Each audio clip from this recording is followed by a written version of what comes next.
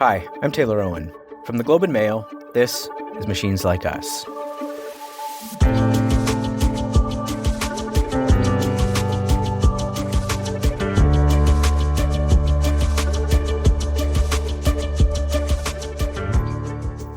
I'm going to guess you've gotten pretty good at spotting phishing scams.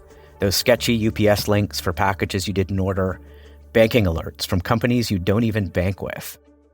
This type of cybercrime is becoming disturbingly common, but it's also becoming pretty easy to spot. But over the past decade, cybercrime has become more sophisticated, largely due to the rise of something called mercenary spyware. The most potent version of this technology is called Pegasus, made by the Israeli company NSO Group. Once Pegasus infects a device, it can see everything on your phone that you can, your texts, your movement, your photos, and even your passwords, all without you knowing. We know this largely because of Ron Deibert and the work of the Citizen Lab, a research group at the University of Toronto that Ron founded more than 20 years ago. Citizen Lab has helped expose some of the most high-profile cyber espionage of the past 20 years. And in doing so, it's taught us about the very nature of the internet and what it means to be a citizen in a digital world. Ron has just written a new book called Chasing Shadows. So I wanted to have him on to talk about what spyware means for our privacy and for the fight for democracy around the world. But first, I wanted to understand how it actually works. I wanted to start this conversation with my phone. So I'm holding up a 3-year-old iPhone. Do you want me to check it for you right now?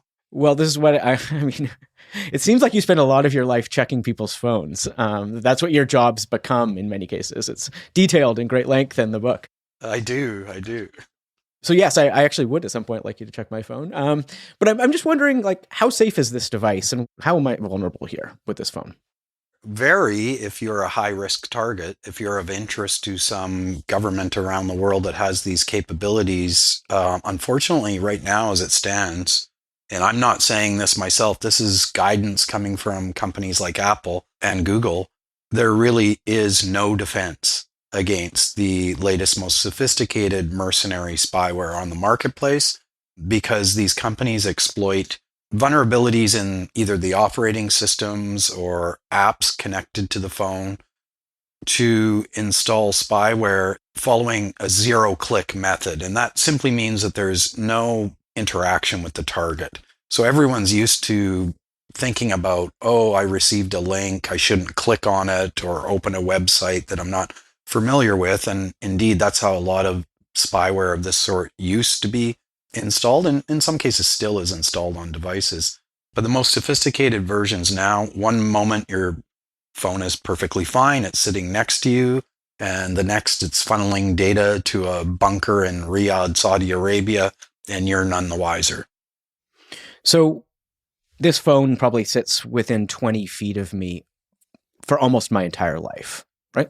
It's always within a proximity to me. Mm-hmm. What can be learned about me through that? And what do they have access to? Walk us through exactly what they can learn about me through this. Well, a lot. Once installed on a device, typically spyware of the sort that we're describing, the most sophisticated versions, can access, of course, all of your emails, all of your messages, including those that are end-to-end encrypted. So sometimes you will hear, Signal has been defeated by Pegasus. What that really means is not that there's a problem with Signal's code per se. It's that the operator of the spyware, once they're inside your device, they see everything through your eyes, if you will. And so that means they can see messages before they're encrypted and after they've been decrypted and received on the device. They can also, depending on the version of the spyware, activate the microphone. So, for example, say your phone was compromised right now and we were having a confidential call about something, they would be able to eavesdrop on your end of the line. They would also be able to activate the camera, of course, exploit the GPS system to track somebody's movements, alter security settings in various ways. Most of the latest spyware has the ability to self-destruct. This is very common. It makes the forensic part of our job quite difficult to essentially erase the tracks. They can spoof you as well. They can use your phone as a staging ground to then go after your relationships. This is really, I use the phrase godlike technology. I think it really feels that way to victims. So, we spend a lot of the time not just doing technical work, but we speak to the people who have experienced this type of breach.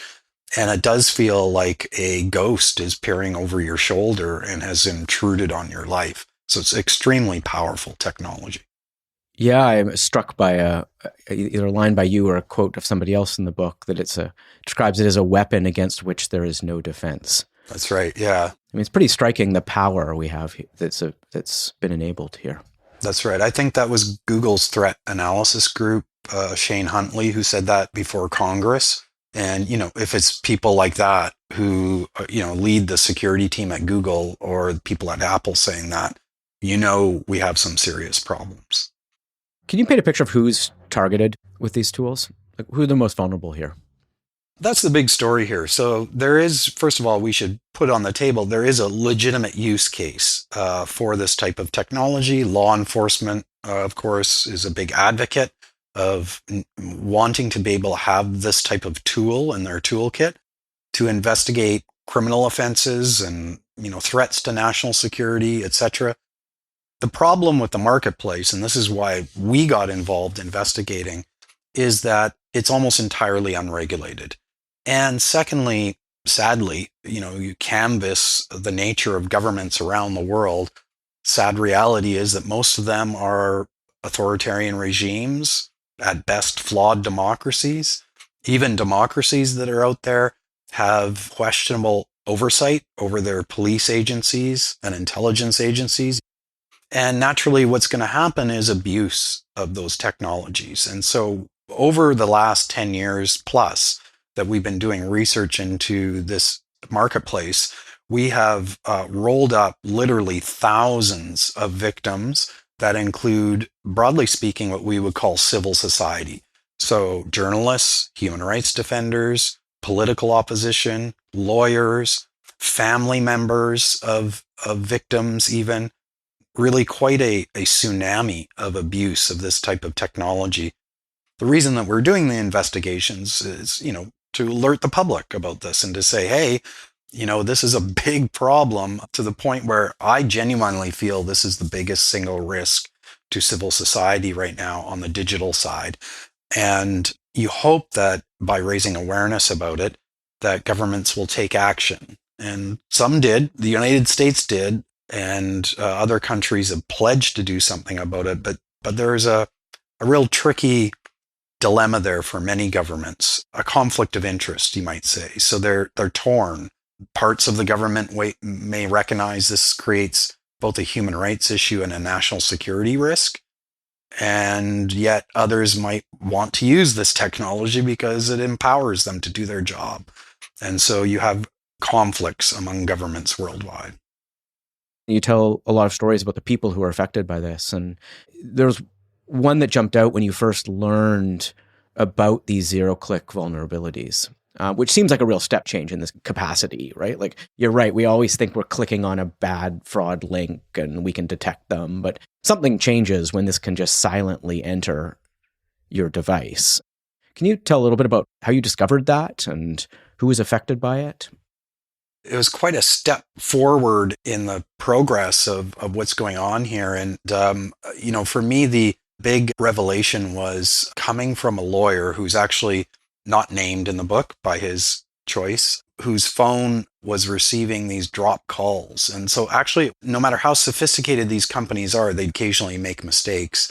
And in this case, they were trying to initiate an infection through a WhatsApp call. They were exploiting a vulnerability in WhatsApp's system. And we had heard rumors of this going around, but we'd never seen something like that. We reached out to WhatsApp's team, said, have you heard anything about this? And coincidentally, they had been separately investigating and had just pushed out an emergency security patch.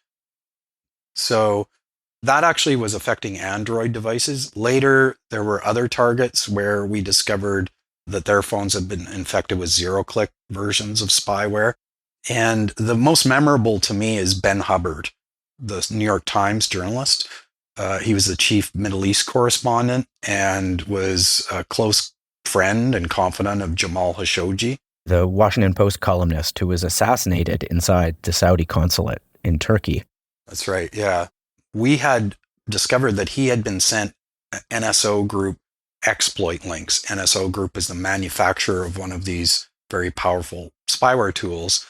And he wrote a story about this and then went to NSO Group for comment, and they swore up and down that the Citizen Lab was wrong, that we had made an error. And then later, we developed forensic techniques to go back and look at prior infections. And his phone had been infected with a zero-click version at precisely the time that NSO Group was denying that their system had been used to hack his phone. That was quite a revelation. And he had a great comment. He said it felt like being robbed by a ghost. And that ghost in this case was NSO Group, the company. They play a real prominent role in a lot of your investigations. You've played a big role in revealing who they are to the world. Who are they? They're an Israeli-based mercenary surveillance company, largely made up of veterans of Israel's very formidable signals intelligence agency, Unit 8200. NSO Group is quite notorious, and I would say notorious for a couple of reasons. One, obviously because of the research that the Citizen Lab has done, and partner organizations like Amnesty International and Access Now have done, spotlighting the abuses of their technology. And so they've received a lot of notoriety just because of that.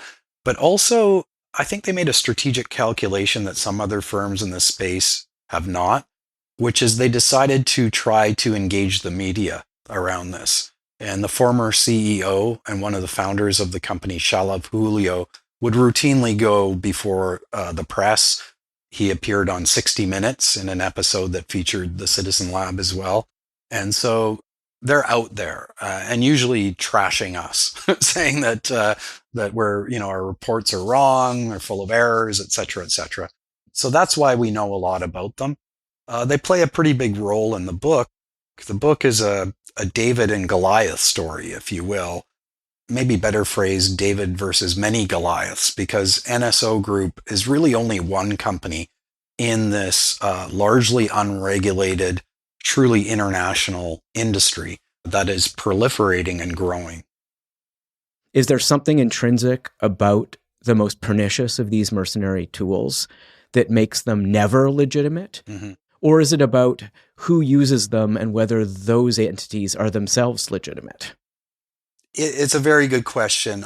There are many people in my community that I respect that have advocated for a ban of this technology. And it's for the reasons that you just articulated and what we talked about earlier, godlike capabilities. I mean, there is arguably no way in which this is defensible under international human rights law because of the disproportionately invasive nature of the technology and the indiscrimination of it. So if I get inside your phone, I will not only find about everything about Taylor Owen and where he is right now and so on, but everyone else that is communicating with you and all of the photos they've shared with you and the messages they've shared. So there's no real way to properly minimize what you're getting. And for that reason, some people are advocating for a ban. I come from an arms control background, an international security background, and I think there's a real risk in advocating something that doesn't really have any chance of being implemented and certainly not verified, which is why I think, in my opinion, we have to begin with achievable regulations, holding governments accountable. And that includes the work that we do, by the way. I mean, I think there's a real formal part of the mission of the Citizen Lab here, which is doing what civil society and frankly academics should be doing, which is holding bad actors accountable through evidence-based research. But you also want governments to look at this, and if they're properly understanding the risks, they are putting in place checks and balances to make sure that both the private sector that's selling this technology is properly governed, and also that governments who may be using this technology are not abusing it. That's where I think the goal should be. We're a long way from that now. And I think with the Trump administration, the hole is getting deeper. Yeah, I mean, I'm struck not just by the pivot of some of the big tech companies towards Trump, but also some of the characters that are now around him in the military and surveillance technology space. And it feels like we're probably back to a very different moment. It's a very dark time right now. And I think just in this space, if you look at, first of all, the close alliance between the Trump administration and the Israeli government, that is important for this industry because a lot of the companies happening based in Israel, the frankly corrupt links between Trump's family, people like Jared Kushner, and Gulf autocrats. A lot of the industry is either situated in or migrating to the UAE or Qatar or Saudi Arabia. And of course, the private equity links between those entities will make accountability even more difficult. Then there's the impunity by which they're operating, the authoritarian impulses behind what's happening, the assertion of unchecked executive power. All of this will have ripple effects internationally, which will likely make what I'm describing in the book look like a cakewalk. I think we're really in for it for the next 4 years, frankly. Our job just got a lot harder. It did feel like for a long while, post Snowden revelations, we've been a moment of greater accountability and transparency. I mean, not perfect, imperfect, clearly, but like there has been a social awareness and a societal awareness of government abuses of some of these technologies. That's right. Certainly in the surveillance space, that has led to some of that sort of best practices you're talking about, or more governance and more accountability. Is that quaint now? Well, I think so. And not only in the area that you're talking about specifically, regulation of surveillance technologies, but if you look at parallel area and a related area, which is around social media governance, unfortunately, it looks like, well, all of that's at risk now as well. And that's important for this area we're talking about because a lot of the bad actors exploit social media either directly to mount harassment and disinformation campaigns of the sort I describe in the book, which have suddenly become far more toxic and will likely become even more so. I mean, it's shocking to see what Zuckerberg and, needless to say, Elon Musk have done to their respective platforms. All sorts of abuses are going to unfold there. But also, bad actors use social media as a vector to exploit users' phones, frankly, taking advantage of flaws in the applications they use to connect to the internet or connect to social media. It feels like you have a complicated relationship with the companies all the way through, and that you want distance and you're in many ways working to hold them accountable as well. However, since they control the infrastructure, they have huge amount of power to make things better in light of these. That's right. Apple seems like the clear case there, where they've done some things that made pretty big structural positive changes. They have, yeah. As we speak, I have a feature on my phone called lockdown mode that I would advocate for anyone who is a high-risk user. We have yet to see spyware defeat an iPhone with lockdown mode enabled. Wow. Problem is it reduces the functionality of your phone. So what does it do? It reduces the attack surface in various ways. So, for example, I cannot receive incoming phone calls from people who are not on my trusted contact list. I can't open links in iMessage. So there are certain features that are disabled that make everything a bit less convenient for me. And all of that is to reduce the attack surface of the iPhone. I find it not all that convenient. Of course, I'm a very high-risk person, and it's just the bare minimum I need to do. We could spend a whole episode talking about all of my problems with Apple, but in this area, I applaud what they have done. If we're going to fix this problem, we're going to need civil society, private sector, and governments all doing something collectively to rein in the problem. What's the thing that should be limited here when you look at this set of technologies? Where's our most powerful point of potential governance in this suite of capabilities? Well, I think it is to hold the companies accountable for selling to bad actors, knowingly selling to regimes that are going to violate them. You have an anchor point there. You have some leverage.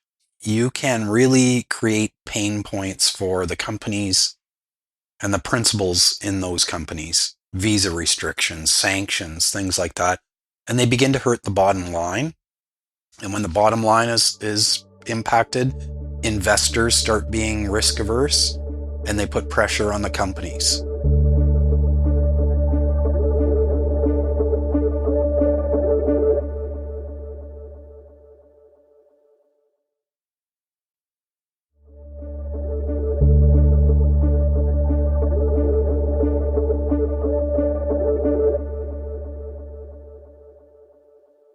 Could we talk a little about your position in this? And I mean, it's pretty remarkable hearing the story from you doing a PhD at UBC through to where you are now in this book laid out like that. And obviously I knew bits and pieces of that, but hearing it all told is quite remarkable.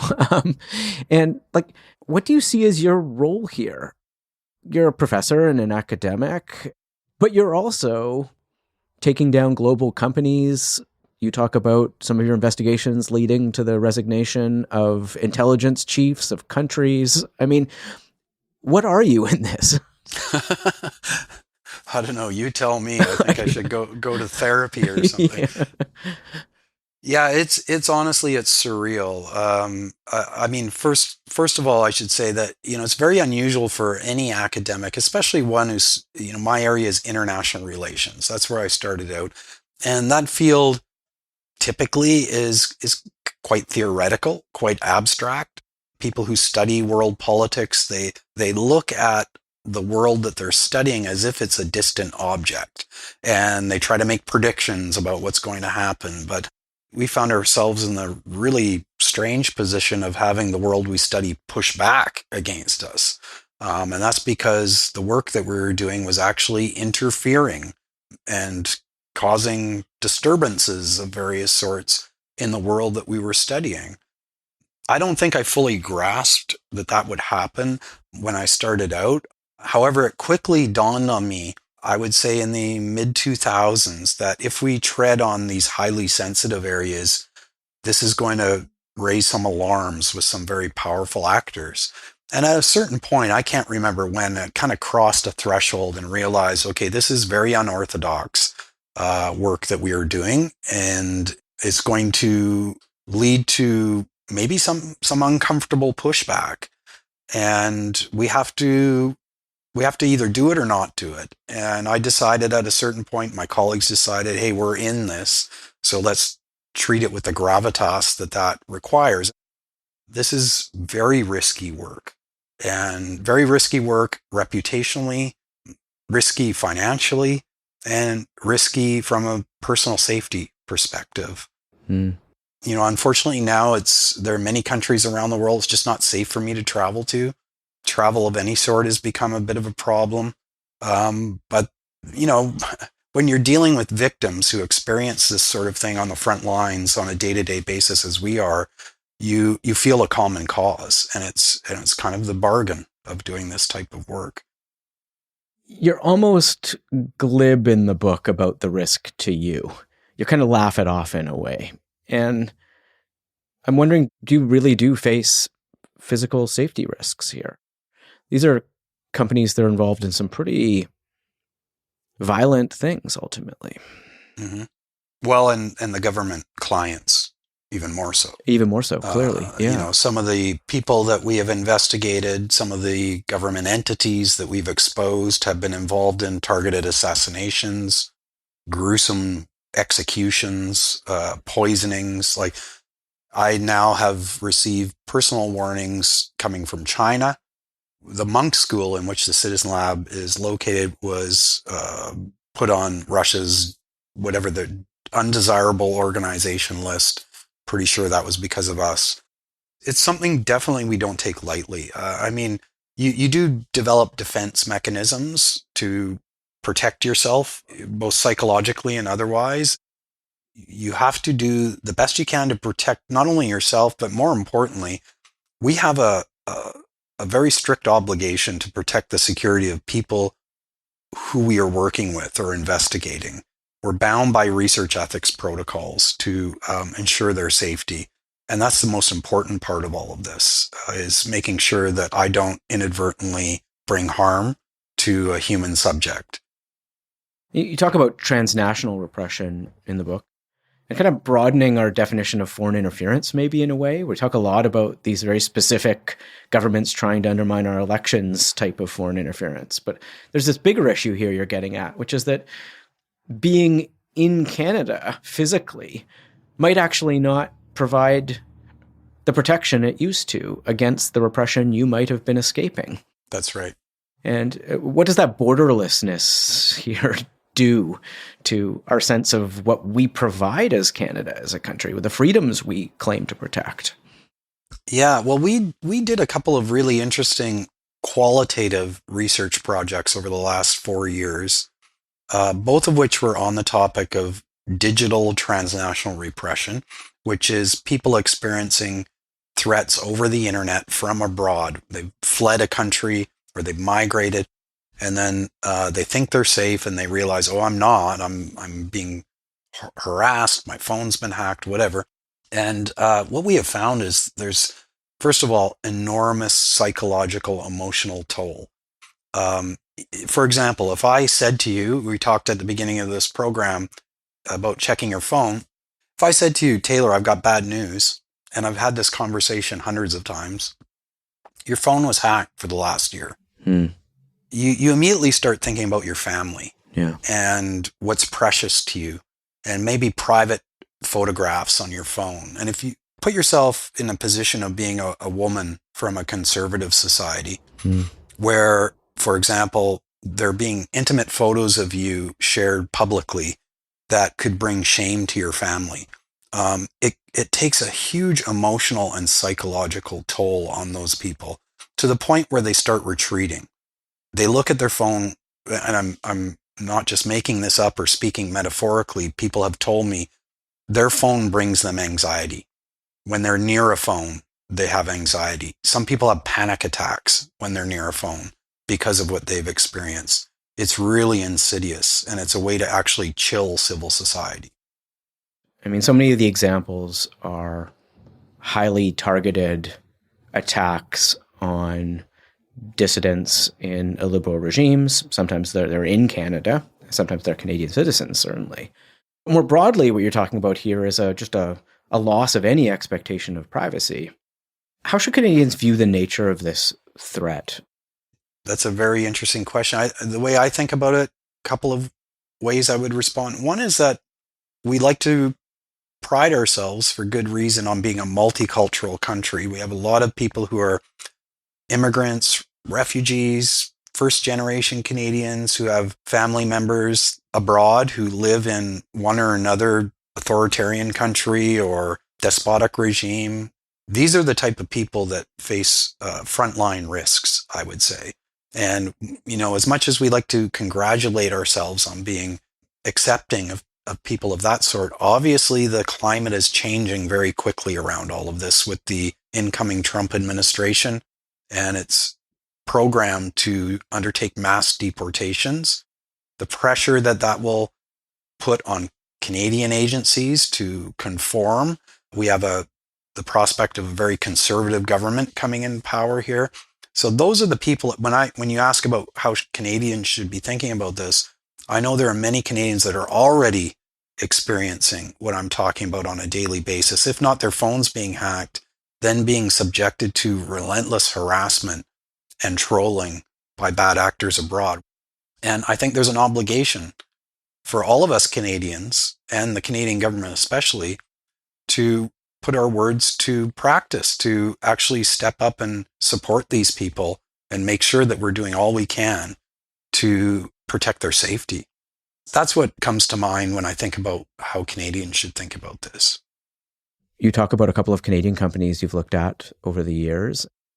Where is this broader industry in Canada at the moment? Are we a player here? Do we have companies developing surveillance tools? How do you describe our place in this? I wouldn't say we're an enormous player. There are some companies that either have had headquarters here or have operations here. When you ask about the Canadian situation, I think the way I would describe it is, yes, there are companies in this space. We're not a world-leading surveillance jurisdiction, but there are companies that have been and are implicated in problematic uses of technology. We do have, obviously, the CSE, the Communications Security Establishment, which is integrated into the Five Eyes and has as part of its mission to use these very technologies to do what they do. And of course, we have RCMP, OPP, municipal police, we have CSIS, a domestic security agency, a lot of actors that will be consumers of this type of technology and also, frankly, have a track record of abuse of their own. If you look at the RCMP, for example. And are they using these tools? Do you have evidence that Canadian agencies are using these tools? Well, I don't have evidence. They admitted it seemingly inadvertently. I was before a parliamentary committee hearing where the head of RCMP was also testifying, as well as the public safety minister at the time. And they seemingly, in an unprepared fashion, disclosed that they had been using spyware, which they called ODIT, on-device investigative tools, for well over 10 years without informing the privacy commissioner or undertaking any type of privacy assessment. I don't know if they've been abusing it, but that's the problem. We should know if they've been abusing it or not. Are we just playing whack-a-mole here? In some ways, these investigations look like that. The vulnerabilities you see almost come to you, or they're brought to you, and that leads to a revelation and maybe a company limiting the use of that tool, and best case scenario, a government doing something momentarily about it. But how do we come at this problem in a more systematic way here? That's a very good question. And yeah, it does feel like whack-a-mole a lot, especially today as we're speaking. I'm whacking moles as we speak. Yeah. Ultimately, you do want to bring about what I think about, using our political science language, an international regime. That's what you want to see eventually around this stuff. And we were making progress until the Trump election. Companies were taking action, not perfect, but they were beginning to take action, having an impact, notifying users, introducing new security features, patching vulnerabilities, entering into litigation, holding those companies accountable. Some governments were passing laws that enable victims of spyware to sue foreign governments, which is very novel. In the UK, for example, that happened. You had President Biden issuing an executive order forbidding the United States and US federal agencies from procuring this type of technology from some of the worst corporate actors. So you could see elements of what you and I would describe as an emerging international regime. Okay, now it's going to go back a few steps, I think. But ultimately, that's where we want to be. To get away from the whack-a-mole, you need to have a system of constraints at domestic and international levels. And hopefully, over time, you'd manage this problem. You say that we're almost at the apex of some of this malicious spyware problem.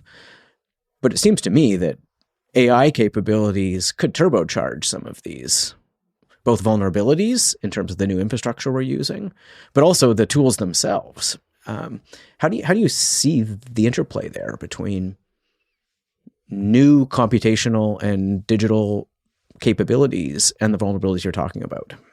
Well, you're exactly right. All of that's going to amplify things, not just AI in terms of making the spyware more sophisticated, but also AI around, I think of it as professional disinformation campaigns.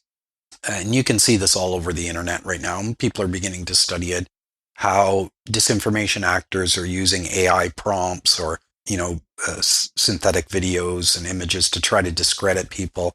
We're just at the beginning edge of that, and there's going to be a huge influx of that coming, which will be very difficult to grapple with and will be further divide and confuse citizens in democratic societies.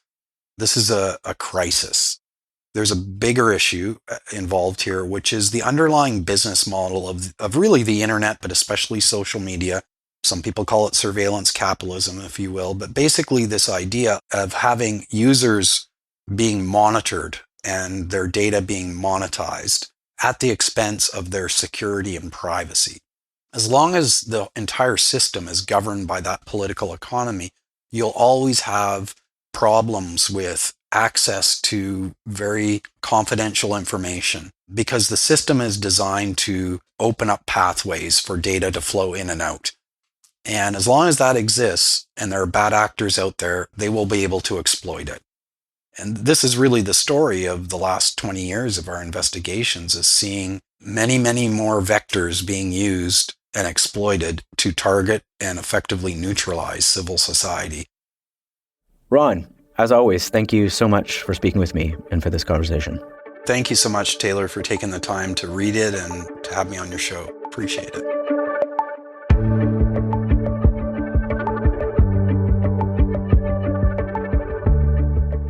Machines Like Us is produced by Paradigms in collaboration with the Globe and Mail. This episode was produced by Ramatullah Sheikh. Our senior producer is Mitchell Stewart. Our associate producer is Sequoia Kim. Our theme song is by Chris Kelly. The executive producer of Paradigms is James Millward. A special thanks to Matt Frainer and the team at the Globe and Mail.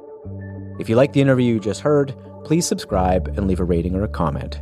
It really does help us get the show to as many people as possible.